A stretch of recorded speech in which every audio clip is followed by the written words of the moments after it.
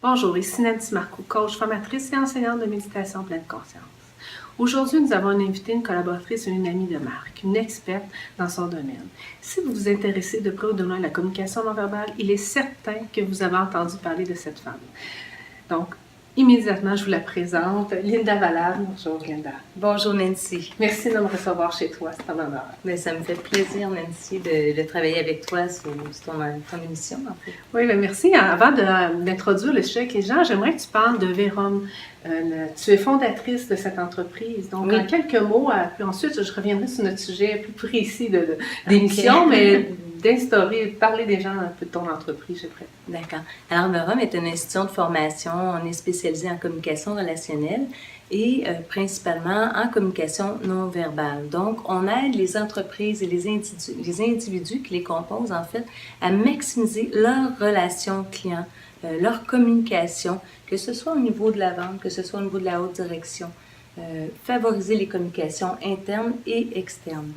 Donc, merci. Et vous êtes plusieurs à m'avoir demandé justement comment arriver à maximiser notre communication relationnelle. Donc, vous doutez que les sujets de l'émission aujourd'hui, c'est à ce propos. Donc, de quelle manière la communication non verbale peut favoriser les relations, justement? En fait, le but de l'enseignement est justement de favoriser la communication parce que c'est un petit peu comme, en fait, on élargit la compréhension de l'autre. L'humain, quand on communique à 3 niveaux. Hein? On communique avec les mots, l'intonation et la gestuelle. Là, quand je vous dis la gestuelle, mais c'est aussi la posture du corps, c'est les gestes qu'on fait, c'est toutes les micro-expressions qu'on a dans le visage. Ça constitue la communication humaine. Malheureusement, on a tendance à faire confiance à ce qu'on entend. Hein? Parce qu'on a tous appris que c'est important d'écouter. Donc, on fait attention à ce qu'on entend. La façon que c'est dit, on y accorde aussi de l'importance. Mais on a tendance à pas trop observer le corps parce qu'on n'a pas nécessairement appris, que ce soit à l'école, on n'a pas appris nécessairement le décodage. On a appris de façon cumulative, en tant qu'humain, à reconnaître des sourires. Parce qu'on a appris justement à voir qu'est-ce que ça veut dire, es-tu heureuse, as-tu de la peine, on lit quand même nos non-verbales. Absolument, absolument. On est tous capables jusqu'à un certain niveau. Tout le monde, le commun des mortels est capable de communiquer, de comprendre la communication verbale. Maintenant, si on amène des clés plus grandes, de décryptage, plus pointues, là, ça nous permet d'aller à un niveau supérieur et là, d'élargir, en fait, notre compréhension de l'autre. Dans quel état est-il actuellement? Parce qu'en communication, que ce soit dans le milieu des affaires, dans le milieu thérapeutique, relations de couple, relations parents-enfants, on ne dit pas tout, on en garde un petit peu. Et quand on est capable de décrypter le corps, bien, on en sait un peu plus dans quel état est l'individu vraiment. Donc, justement, de décrypter le corps va nous permettre d'avoir une meilleure relation avec les gens, de pouvoir cerner des stratégies, peut-être des réactions, des actions qu'on pourrait avoir avec certaines personnes qui pourraient être gagnantes, plus efficaces. Oui, ça nous permet en fait de réagir, en fait, de pouvoir réorienter. Parfois, quand il arrive un conflit, souvent il est visible plus tôt dans la communication. Dans le sens que si quelqu'un est dérangé, c'est possible que son corps commence à vous dire « j'aime moins ça, ce qui se passe ». Il y a déjà des gestes qui sont révélateurs. Mais si on n'en tient pas compte, mais c'est une escalade. La personne va être un petit peu plus fâchée peut-être dans 5 minutes et ensuite, ça va être encore plus. Donc, si on est capable d'intervenir dès le départ, dès la micro-expression, on dit « oups, il y a quelque chose qui se passe, je vais réagir avant que la situation s'envenime en fait ». Donc, ça nous permet de comprendre plus rapidement, d'intervenir avant que ce soit trop tard. Si c'est une relation client, par exemple, vous êtes comme Nancy, le travail que tu fais au niveau du coaching, mais plus tu es sensible à ce qui se passe au niveau du corps de l'individu, tu es capable de cadrer, de dire « oups, il se passe quelque chose ». Tout à coup, le visage est plus rouge. Oui, et souvent, ce que je vais voir au niveau du physique et autre chose, c'est des fois ce que la personne me dit verbalement. Absolument, absolument. C'est ce que j'utilise. Oui, puis c'est important parce que là, ça vous permet, en tant que thérapeute, une clé de dire « oups ». Si la personne ne dit pas tout, c'est qu'il y a un malaise. Sinon, on livre. Quand on est confortable, quand on est dans un climat de confiance, tu es avec une bonne amie, tu sais que la personne ne va pas te juger, que la personne est là pour t'écouter, une belle ouverture, mais on se livre naturellement. Mais quand on est avec un thérapeute, Mais on paie pour aller voir un thérapeute, mais en même temps, il y a quand même des pairs qui nous habitent. Quand on est en relation d'affaires, c'est la même chose. En négociation, on ne dit pas tout. Et ce qu'il faut savoir, c'est que le corps, lui, n'a pas de filtre. Le corps va révéler parfaitement l'état émotionnel intérieur. Et si on ne veut pas révéler ce qu'on ressent, bien le verbal, lui, va donner un message différent. Et là, ça devient incohérent. On se dit, ben voyons, c'est étrange, il se passe quelque chose. Mais quand on est capable de lire le corps, on va donner priorité à ce qu'on voit pour pouvoir réorienter la communication et ramener, en fait, à des meilleures collaborations. Meilleure collaboration, des meilleures stratégies. Donc, pour les gens qui voudraient apprendre davantage, favoriser, devenir, est-ce qu'il faut être expert ou dans ce domaine-là, comme toi, tu es expert, comment te former cette expertise-là pour que les gens puissent voir un peu qu'est-ce qu'il y aurait à leur porter? Est-ce qu'il y a des longues études ou ils préfèrent faire avec toi? Donc, expliquer ce cursus-là un peu. OK. Donc, il y a comme deux approches. Bon, moi, j'ai choisi l'approche professionnelle dans le sens que c'est mon travail, c'est ce que je fais à tous les jours, d'enseigner la communication non verbale. Donc, j'ai étudié, d'abord, je me suis intéressée à la programmation neurolinguistique. Donc, j'ai fait un niveau jusqu'à un niveau enseignante internationale pour pouvoir promouvoir et enseigner ces formations-là, dans lesquelles on aborde, en fait, un peu la communication non verbale. De là, je suis allée suivre un autre cursus ici à Montréal avec M. Philippe Turchet, qui est le père de la synergologie. Donc, j'ai fait un niveau de 3 ans plus un niveau de formateur là, en cours. Donc, je suis allée chercher d'autres formations qui sont vraiment pointues, qui sont tant au service en fait, des gens en affaires, des thérapeutes, qu'au service de la sécurité. On apprend à décoder des micro-expressions peu visibles à l'œil nu. Comme dans Light to Me, genre? Exactement. Exactement. Tu connais bien Light to Me? On n'était pas les seuls à apprécier cette émission. En fait, alors, c'est ça. Donc, on apprend des connaissances qui sont très pointues, mais qui ne sont pas nécessairement... ce ne sont pas nécessairement je vous dirais, c'est pas nécessaire d'avoir cette formation-là pour être capable de décrypter en relation d'aide. Si par contre, vous voulez enseigner la communication non verbale, mais là, je vous dirais aller chercher un cursus plus élaboré. Étudier Paul Ekman, par exemple, donc d'autres approches. Donc, on voit ton expertise, mais je pense que les gens ici, c'est plus d'avoir des outils, des stratégies, peut-être un peu leur donner l'intérêt d'avoir au moins une base, parce que je crois que tu donnes un peu une base à ce niveau-là pour les gens qui voudraient, dans le fond, aller plus loin ou au moins avoir des stratégies pour décoder le non-verbal. Mais exactement. Dans mes enseignements, en fait, ce que je propose à ma clientèle, ce sont des enseignements qui sont vraiment pointus selon l'approche au niveau de la carrière. Si on est dans le domaine des affaires, moi, je travaille beaucoup dans le domaine des affaires, principalement dans le domaine financier, qui était ma première carrière, en fait. Donc, les formations, il y a des formations de base de 6 ans où déjà les gens deviennent je dirais que ça transforme beaucoup la relation. Ne serait-ce que le 6 ans, parce que les gens réalisent à quel point ils sont cachés derrière leur sourire. Des fois, la formation de 6 heures. Là, oui, parce que pendant 6 heures, en fait, Nancy, ce que je fais, c'est que je présente beaucoup de vidéos. Et là, les gens deviennent conscients. Ils font comme, mais oui, mais Linda, je fais ça moi aussi. Je fais, oui, absolument. On fait tous ça tant qu'on n'en est pas conscient. Parce qu'on pense que derrière notre faux sourire, on est bien caché. Mais dans le fond, c'est faux. Quand on apprend à décoder un peu, on dit, ben voyons, c'est tellement visible. Quand on s'y arrête, on voit beaucoup de choses. Donc, ne serait-ce qu'une formation de base pour pouvoir conscientiser, apprendre plusieurs clés. Moi, dans une conférence, Nancy, j'enseigne minimum 10 clés. Fait un genre de clé, justement, ça serait... Ben en fait, les exotètes, être capable de reconnaître à quel moment, quand la tête... Des fois, on est avec des gens, je vous donne un exemple. Des fois, on est avec des gens, on dit, je sais pas pourquoi, mais avec cette personne-là, je suis tout le temps inconfortable. Je me sens tout le temps un peu plus petit. J'ai l'impression, pourtant, elle est gentille, puis les propos sont gentils. Mais si vous remarquez, c'est possible que la personne vous regarde un petit peu de haut. Et juste si je te regarde comme ça, tu vois un peu comment tu... c'est dérangeant. Ouais. Mais c'est l'état d'esprit. Quand je mets ça un peu au-dessus, le menton peut relever comme ça. Et ton corps reconnaît cette communication-là et soudainement, il peut se sentir inconfortable. Et là, moi, je pourrais quand même rester très gentille, mais te regarder comme ça. Tu vois? Fait que ça crée... Et quand on est capable, donc ce sont des clés. En 6 heures, on apprend beaucoup de clés, mais on devient surtout très conscient. Mais là, quand les gens veulent aller plus loin, veulent devenir vraiment des meilleurs au niveau du décodage, mais là, chez nous, on offre un programme de formation qui est 8 rencontres de 3 heures où les gens terminent ce cursus-là. Et là, ils sont vraiment contents parce que ils sont capables de regarder une bande vidéo et décrypter tellement de choses. Ils me disent, Linda, on ne voyait pas ça à la formation 1, évidemment. On apprend. Et c'est toute la prise de conscience, l'éveil qui fait qu'à un moment donné, on va aller plus loin, qu'on décode davantage, qui va être nos clés. Beaucoup de pratique. Beaucoup de pratique. Si les gens peuvent suivre la même formation, s'il n'y a pas de pratique, malheureusement, c'est un peu comme apprendre une langue étrangère. On ne peut pas apprendre l'italien, l'espagnol ou l'anglais en assistant à une formation si vous ne pratiquez pas.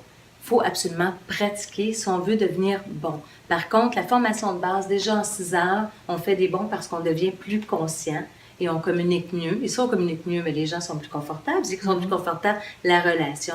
Il y a une magie qui s'opère. Ça crée aussi des relations plus authentiques, autant avec soi-même qu'avec les gens aussi. Ah, c'est extrêmement important. Tu touches un bon point, Nancy, quand tu parles avec soi-même, parce que, vous savez, quand on commence à s'intéresser à la communication non verbale, on se dit, là, je vais décoder tout le monde. Et là, c'est vraiment ce qu'on fait. Je vous le dis, là, on arrive à la maison, on cherche les gestes.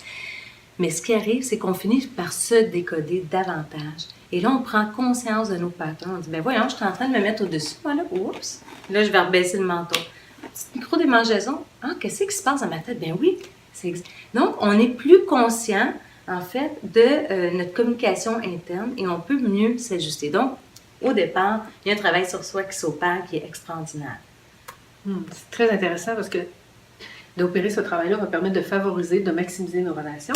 Et on attend de plus en plus parler de la communication non-verbale dans tous les domaines, qu'ils soient universitaires et dans les entreprises. Donc, avec l'économie, quel lien peux-tu faire, toi, entre l'économie actuelle et non-verbale? En fait, on n'est plus dans la même économie. On ne fait plus des affaires en 2016 comme on le faisait en 1990, même en 2000. OK? La mondialisation a changé, et ça, j'apprends rien à personne, la façon de faire des affaires. Hein? Nancy, tu es une très bonne thérapeute. Je peux travailler avec toi ou j'ai peut-être le choix de travailler sur Skype avec une thérapeute en Chine. Les deux sont aussi accessibles. Alors, qu'est-ce qui fait? Aujourd'hui, on est en compétition constamment.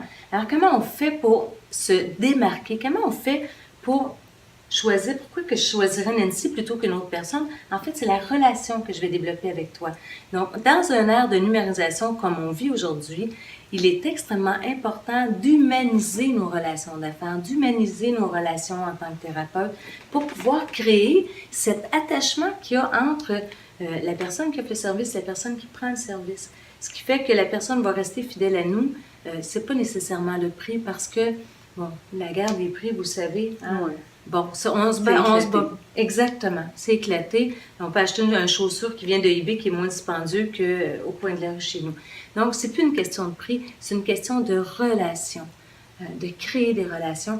Et quand on est conscient de la communication non verbale, ben, on est capable de mieux comprendre l'autre, donc moins juger l'autre, être en meilleure relation, réagir plus rapidement avant qu'il y ait un conflit qui s'installe.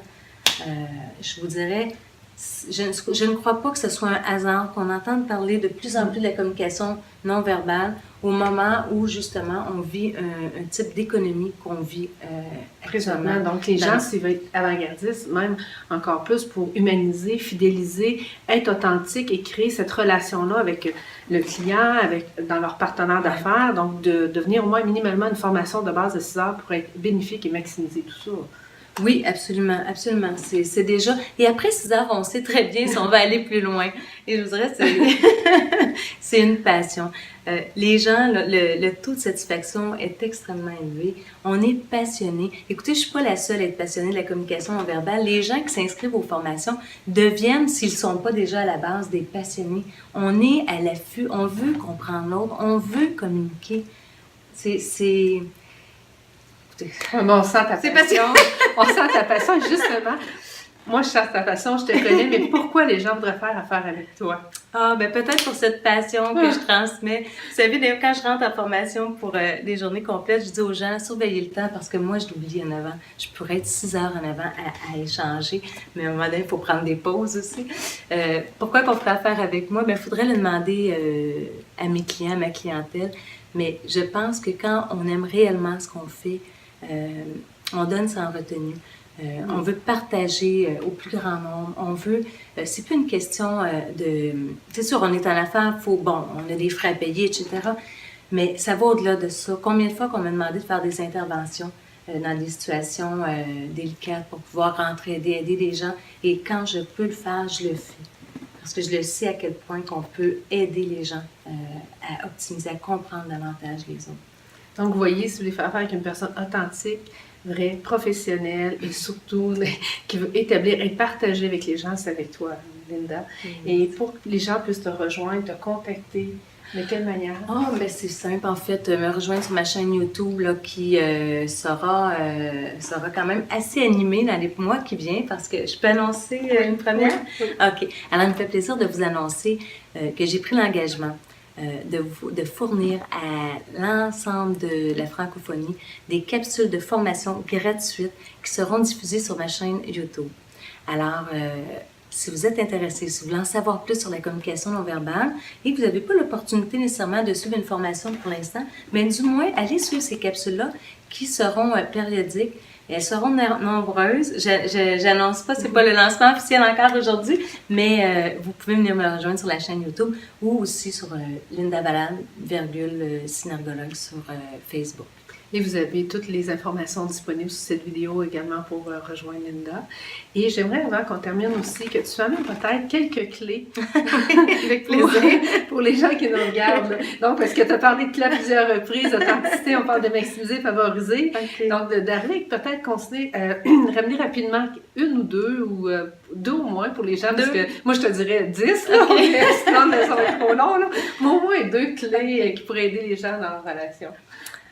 Plusieurs choses. Je vais essayer d'être concise, mais d'en donner plusieurs. Oui, OK? Oui, quand il y a de l'intérêt, regardez le corps qui va se basculer vers l'avant. Quand on s'intéresse à quelqu'un, le corps va basculer, du moins la tête. Quand l'intérêt commence à diminuer, c'est possible que le corps se retire. C'est pas toujours un manque d'intérêt, ça peut être juste de ne pas avoir à intervenir, mais le corps vous donne quand même cette information-là. Quand on communique, habituellement, les mains devraient bouger. Quand elles ne bougent plus, c'est qu'il y a quelque part dans l'esprit de l'individu une forme de contrôle. On contrôle son discours, on contrôle quelque chose, on peut cacher quelque chose, on peut ne pas vouloir révéler des choses, mais habituellement, dans la communication, il devrait y avoir des gestes. Bon, c'est sûr qu'il y a l'amplitude des gestes qui va être différente d'une culture à une autre, mais même ne serait-ce que des doigts qui bougent, ça devrait être cohérent dans un partage quand on communique avec les gens. Il y a peut-être une que les gens doivent se demander au niveau du mensonge quand même. Au niveau du mensonge. On ne peut pas passer sans la demander. OK. J'aime pas beaucoup parler concrètement du mensonge parce que, vous savez, ce qu'on détecte officiellement, et si jamais il y a des gens qui se disent des détecteurs de mensonges sur 2 pieds, n'ayez crainte parce qu'on ne détecte pas le mensonge. Ce qu'on détecte, par contre, c'est le niveau de stress. On est capable de percevoir un niveau de stress, par exemple, battements de paupières anormaux. Quand on parle de 1 battement de paupières à la seconde, et je vous dis, ça arrive fréquemment, un taux de nervosité très élevé, là, il y a du stress. Donc, est-ce que derrière le stress, il y a du mensonge? Ça va nous amener à creuser. Mais ce n'est pas nécessairement du mensonge. Main cachée, je retiens l'information. Bouche qui se referme, je ne veux pas révéler nécessairement ce que je pense en ce moment. Donc, ça peut être des liens, des items qui peuvent être en lien avec le mensonge, mais ce ne sont pas officiellement des items de mensonge. Et je trouve ça intéressant pour les gens parce qu'il y en a qui vont dire mais c'est telle chose, ça va être un mensonge, parce qu'il y en a plusieurs qui vont dire moi je connais le non-verbal et s'il fait ça, il a menti. Donc, ne pas entrer dans ce piège. Non, rentrez pas dans ce piège-là. En fait, ça risque de faire plus de temps que de mal.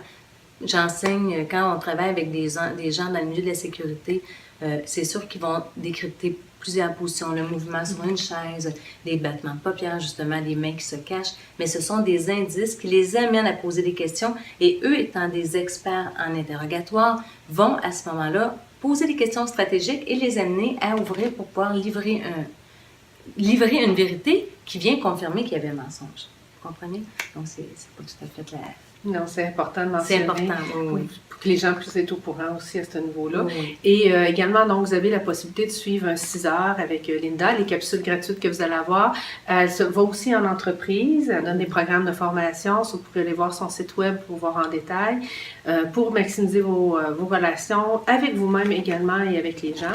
Donc, dans l'authenticité, dans la relation, l'humanisation, dans l'ère qu'on est présentement, je pense que c'est très important. Donc, quelques mots avant la fin que tu aimerais dire aux gens ou... Bien, en fait, regardez les gens quand vous communiquez avec eux, parce que Souvent, en entreprise, je rencontre des gens puis ils me disent, on fait des simulations d'entrevue et je vois les gens qui sont devant leur ordinateur, ils font une entrevue, ils ne regardent jamais l'individu. Prenez le temps d'observer la personne devant vous, même si vous ne décodez pas parfaitement les items que vous aurez appris, exemple dans les capsules, quoi que ce soit. Juste d'accorder de l'attention à l'autre, ça favorise la relation. Et en même temps, mais ça vous donne l'opportunité de peut-être voir justement des trucs que vous n'auriez pas vus si vous n'étiez pas en présence et attention là, avec la personne devant vous. Donc, d'accorder de l'attention, c'est déjà un premier pas en communication non verbale. Bien, merci Linda. Écoutez, j'espère que vous avez apprécié. Moi, à chaque fois que je parle avec Linda, c'est une découverte et on va toujours plus loin.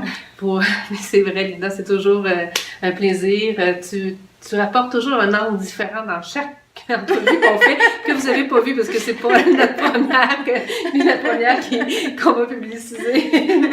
Donc, on va davantage en profondeur. Donc, si vous avez aimé notre capsule, je vous invite à la partager, à écrire vos commentaires, vos suggestions. On va faire un plaisir d'y répondre. Et restez à l'affût. Moi, je vais avoir d'autres rencontres aussi importantes, privilégiées et enrichissantes pour vous, pour votre bien-être, pour maximiser vos relations, autant avec les autres qu'avec vous-même, dans un éveil de conscience. Donc, je vous invite à regarder et partager la chaîne et les émissions qui vont suivre. Donc, je vous remercie infiniment. Et je vous invite à voir au-dessus de la capsule vidéo toutes les informations qui vont compléter l'entrevue qu'on a aujourd'hui. Donc, merci énormément et merci Linda. Merci, merci. Au revoir. Bonjour.